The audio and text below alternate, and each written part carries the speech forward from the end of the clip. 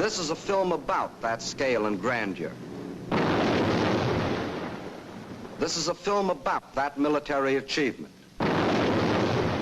This is a film about a people who for all time shattered the legend of Nazi invincibility. This is a film about victory and defeat. German victory and German defeat. This is the battle for Russia, a battle that has been going on for centuries, a battle that fills the pages of Russian history. 1242. The German Order of Teutonic Knights had invaded northeastern Russia and occupied the old city of Pskov.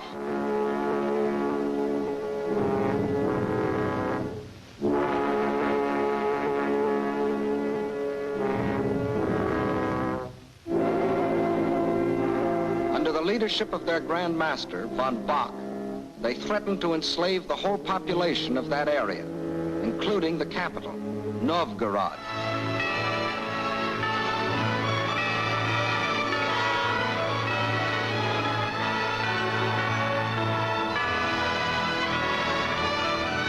In their hour of peril, the Russian people turned for leadership to their prince, Alexander Nevsky.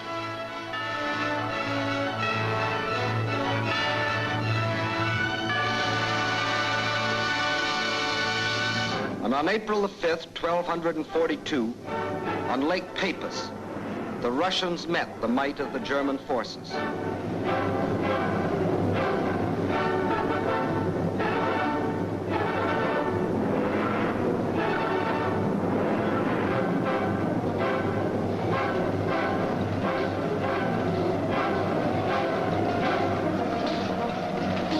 They weren't as well equipped or as well organized.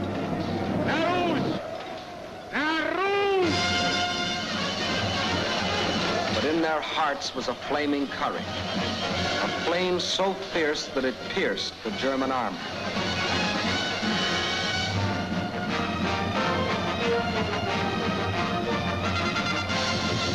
The victory they won fills a bright page of Russian history. 1704, and another conquering army marched across Russian land. This time under Charles XII of Sweden, and again the Russians fought for their country.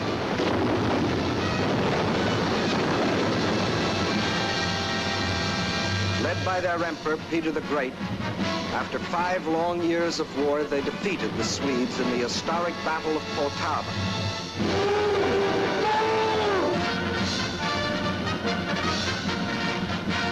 The invading Swedish armies were crushed and forever driven out of Russia.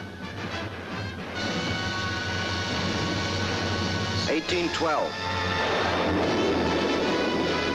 Napoleon and his armies had blazed their triumphant way across Europe and were marching on Moscow. The conquering armies entered the city, but they entered a city in flames. Even in that day, Russian earth was scorched earth to an invader. And once again, the invader was forced to start the long march on the road back out of Russia. 1914, and another German army, this time under Kaiser Wilhelm, set out to conquer Russia.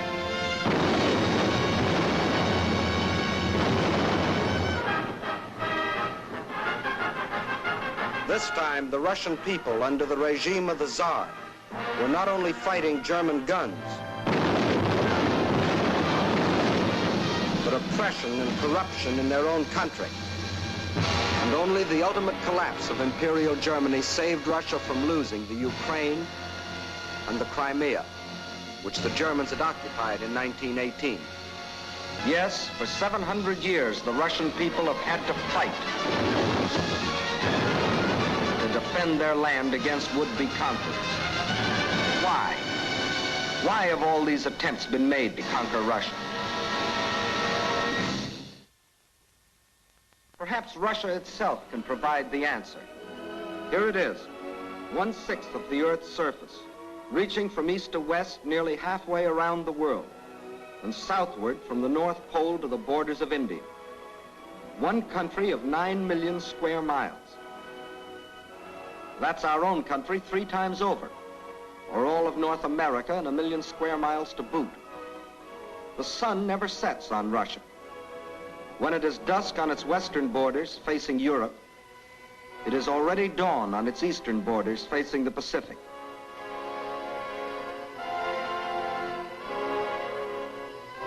That's Russia, or to be correct, the Union of Soviet Socialist Republics.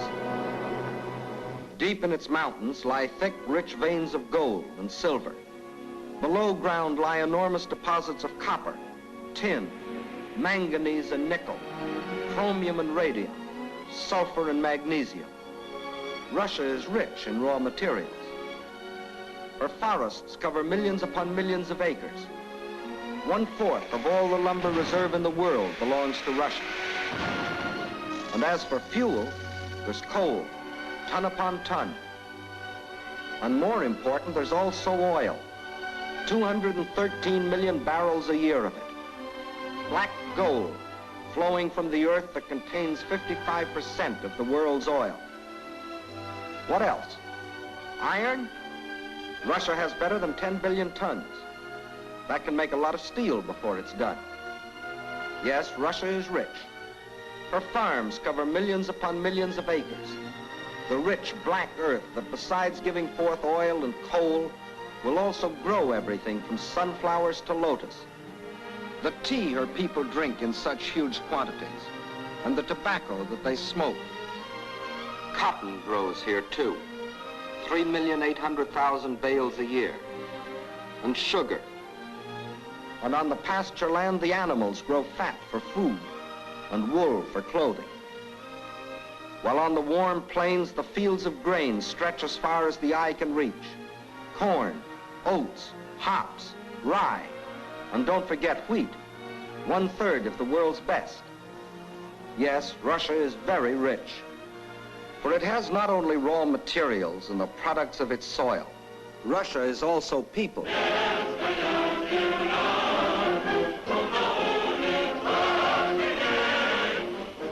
193 million people.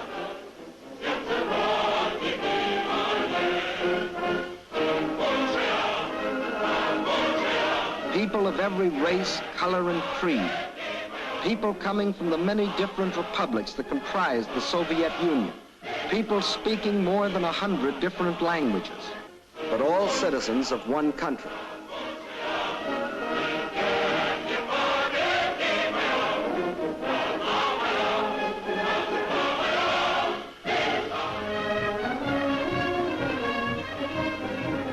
Whether they are the great Russians, the descendants of the first settlers of this vast area, and for 1,000 years its main population, or Cossacks, or famous horsemen from the open plains of the Don River Valley.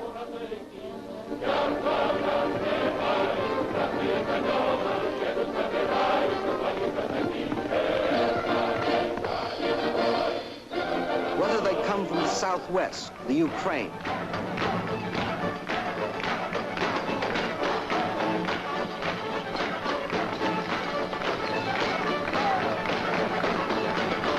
here in the breadbasket of the Soviet Union live the Little Russians, better known as Ukrainians, and beside them the Moldavians and Bessarabians. Or if they come from the far south, between the Caspian and Black Seas,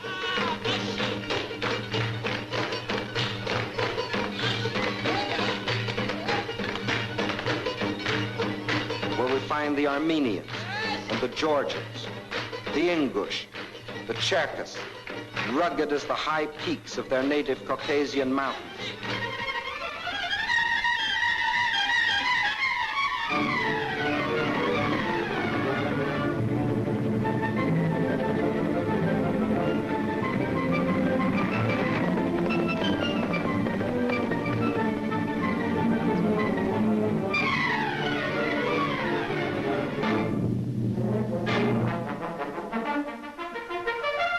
Whether they are Uzbeks, Turkmen, Kyrgyz, from the Persian and Indian frontiers,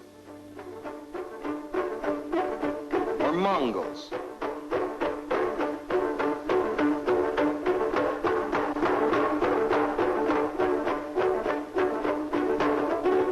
Bashkirs, the Turco-Tartars, the Buryats, the Yakuts from far beyond the Ural Mountains, or the people of the ice country, hunters like the Zounds, or settlers like the Laplanders. Whether they come from the pioneering wilderness of the far north, or from a great city like their capital, Moscow, where the ancient buildings of an ancient civilization stand beside the modern structures of a modern civilization, where the old Russian droshka still competes with the modern limousine.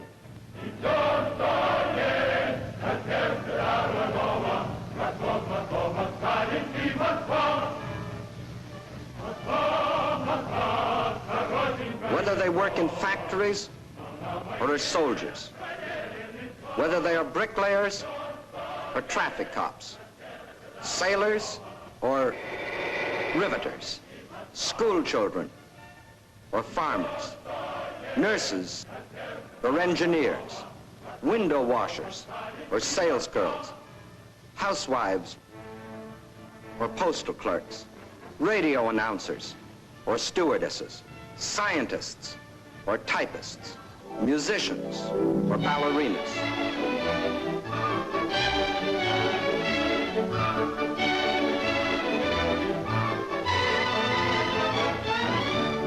Regardless of what they do or where they live, they all have one thing in common: love of their soil.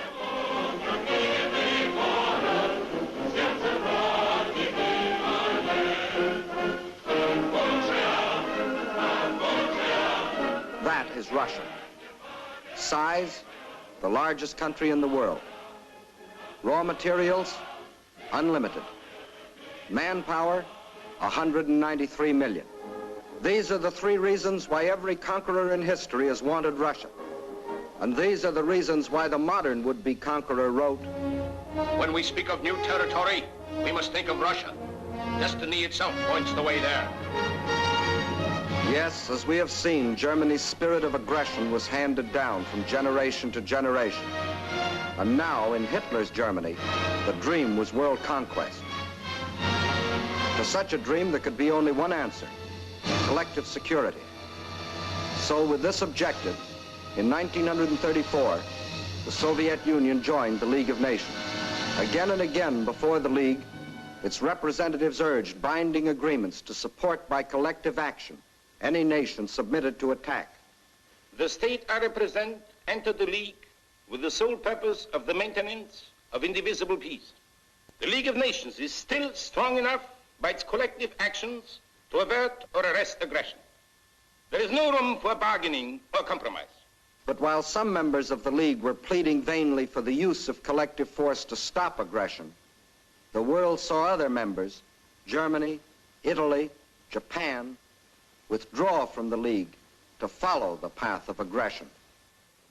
Manchuria, Ethiopia, then Hitler invaded Austria, Czechoslovakia, and in 1939, Poland, first step on the road to Russia.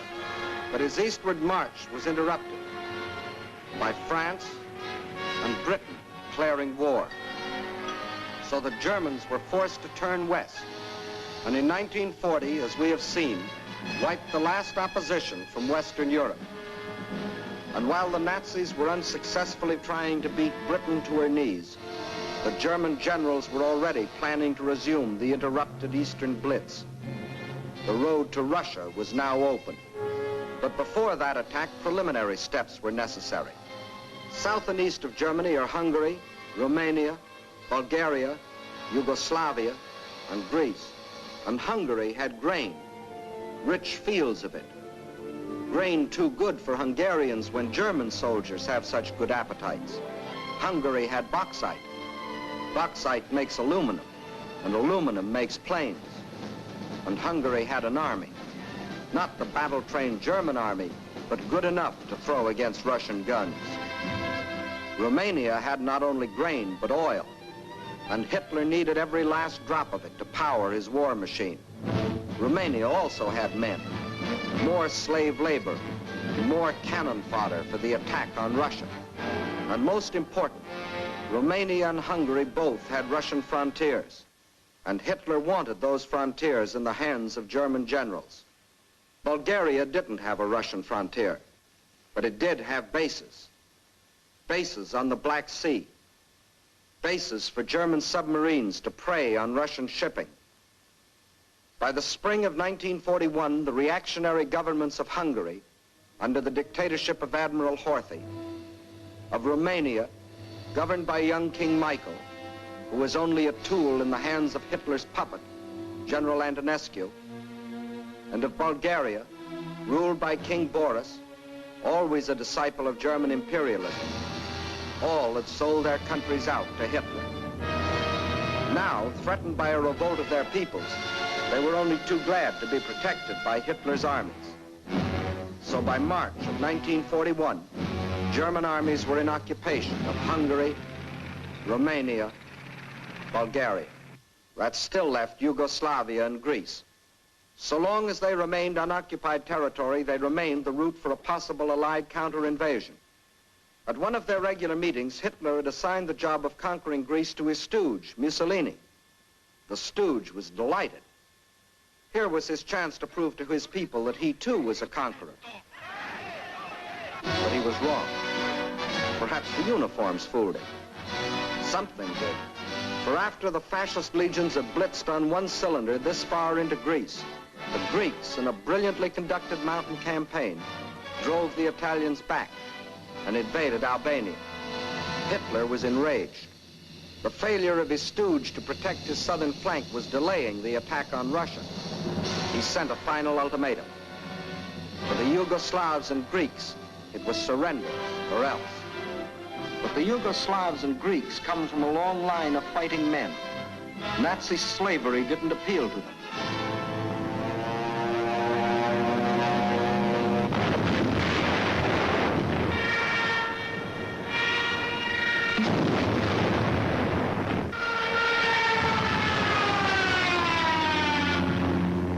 At dawn, on April 6th, German bombs told the Yugoslavians they were at war with Germany.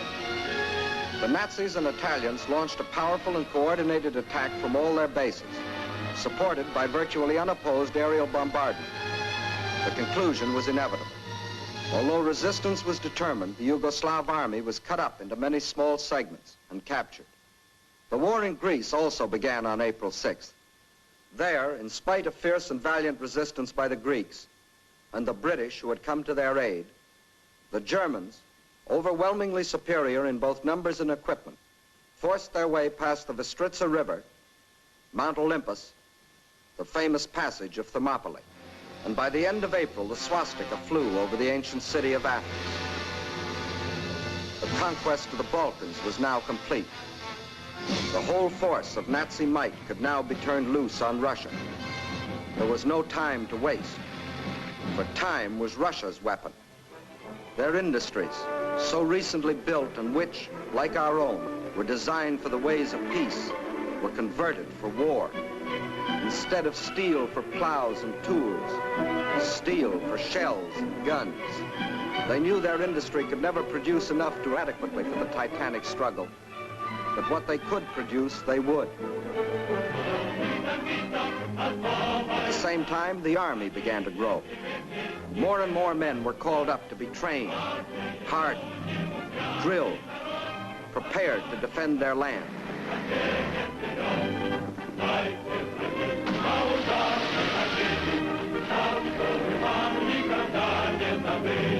With the conquest of the Balkans, the Nazis had a solid front from the Black Sea to the Baltic, but the Russians had built themselves a buffer to take some of the steam out of the Nazi punch no matter where it landed. But where would it land? When the blow came, it was from 5 different directions, and from the north, 1 extra, just for luck. That was the big day. As dawn broke, nearly 200 Axis divisions, more than 2 million men, plunged into a front 2,000 miles long, reaching from the White Sea to the Black. Their aim, the annihilation of the Red Army in a decisive battle on the frontier.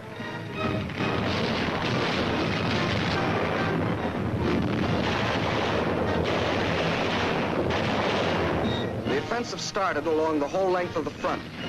It was concentrated on three main objectives: Leningrad, Moscow, and Kiev, the capital of the Ukraine. In the first 30 days, von Lieb's forces drove to within 125 miles of Leningrad, while the Finns under Mannerheim, supported by the Germans, began a drive from the north to encircle the city.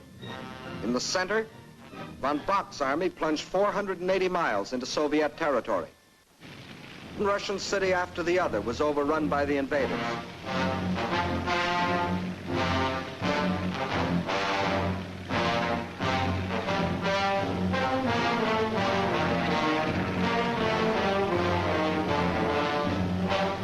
And on July 17th, they captured the first main objective, Smolensk, regarded as the key to Moscow.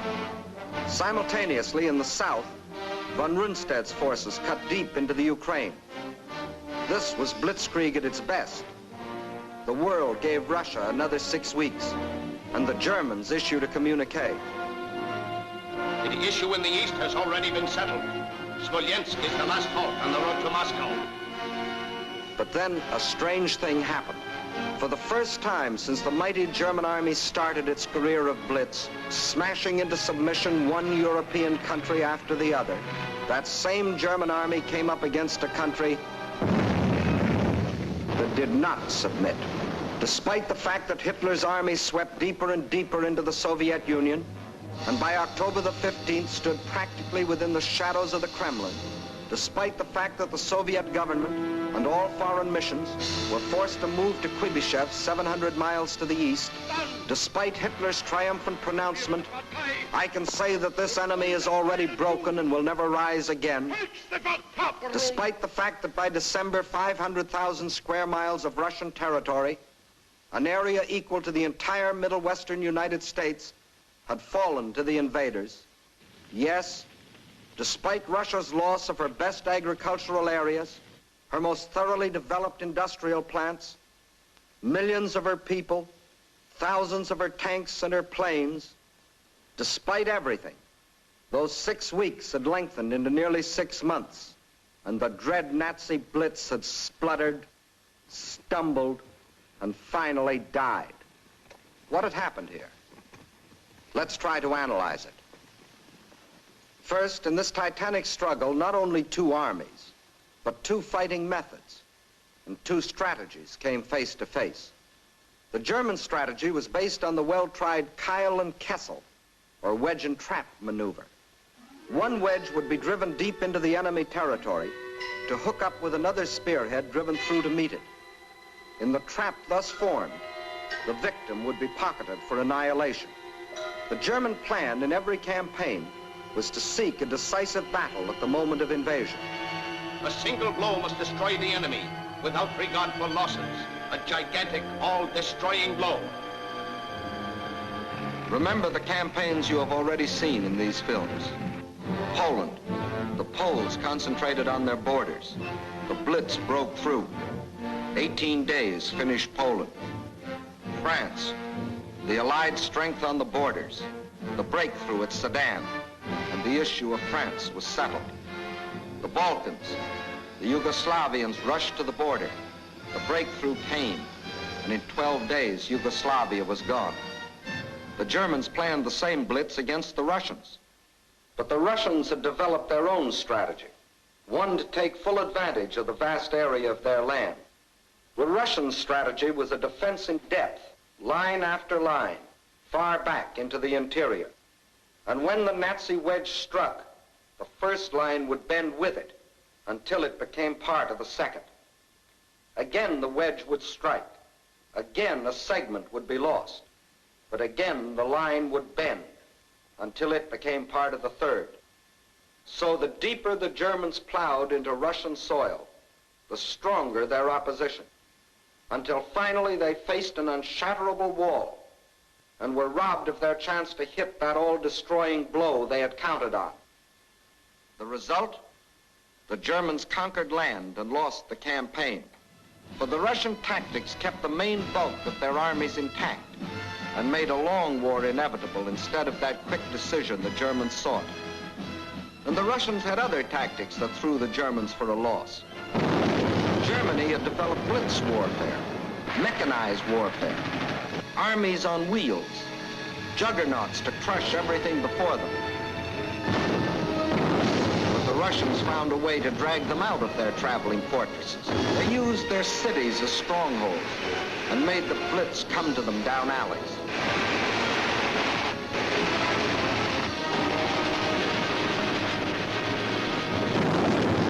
The more a city was bombed, the more impassable it became to the German panzers. They made the names of these Russian cities as familiar to us as the names of towns in the next county. Rostov, Kharkov, Kiev, Kursk, Smolensk. City after city standing in the path of the Nazi blitz. The Red Army had found a way to make their cities of great strategic importance. Odessa, scene of an heroic siege of more than 2 months, held up the whole Nazi thrust into the Crimea.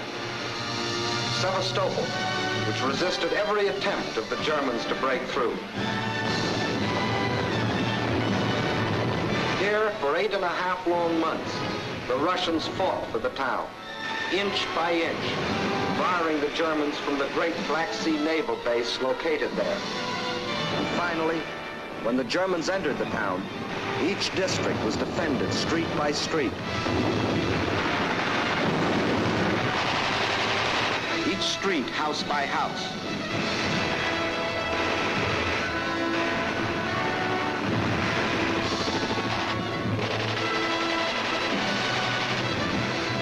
Each house, room by room.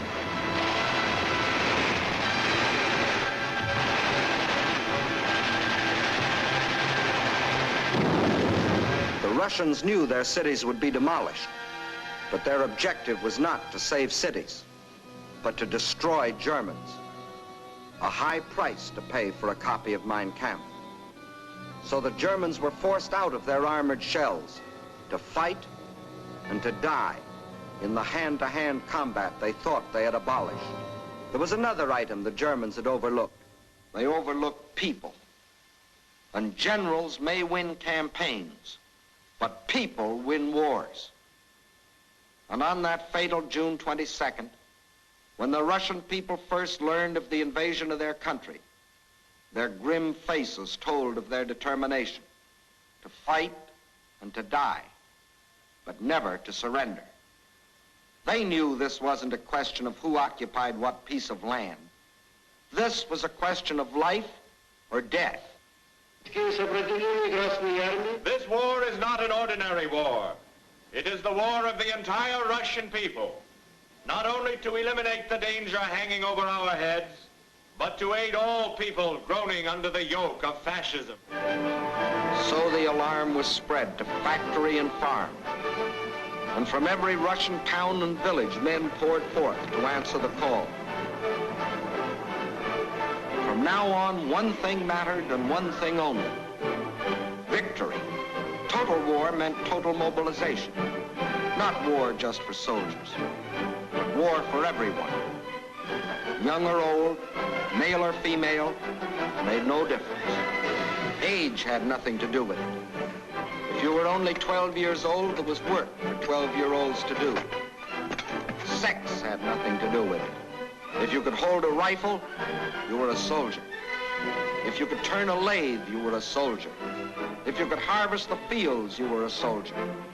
If you could handle a locomotive or pilot a ship or guide a tractor, you were still a soldier.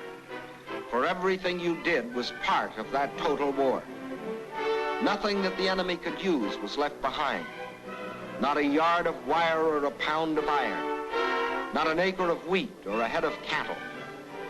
And the old men stood watch over the fields, ready to give the word to burn at the first sight of the enemy. Scorched earth.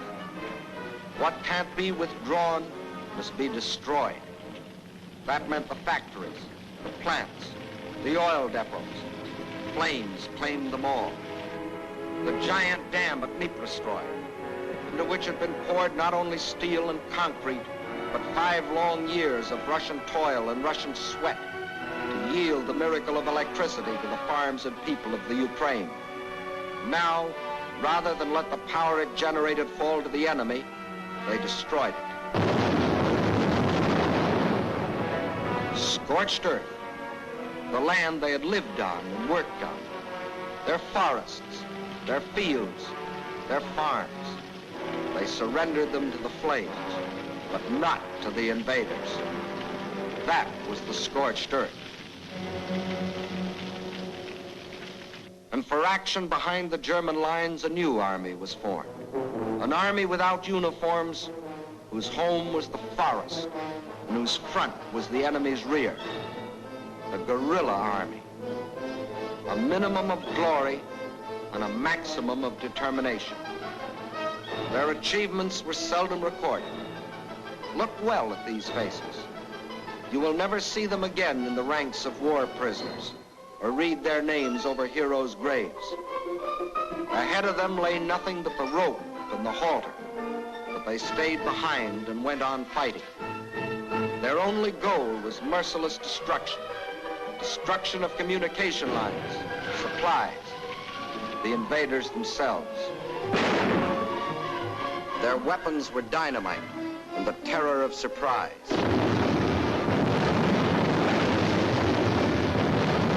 They asked for no mercy, and they gave none.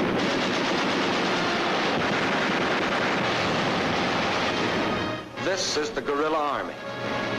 This, the scorched earth. This, the Red Army. These, its leaders. These are the reasons why, although the Germans conquered land, 500,000 square miles of it, it was just land, barren land, scorched land. These are the reasons why, after 5.5 months of blitz warfare, after coming within sight of their goal, the Germans were stopped at the very gates of Moscow. These are the reasons why, although Hitler had sworn that before December the swastika would fly from the Kremlin towers, December had come, but it wasn't the swastika that flew over the Russian capital. And it wasn't the Nazi conquerors who marched through the streets of the ancient city, but fresh reserves of the Red Army.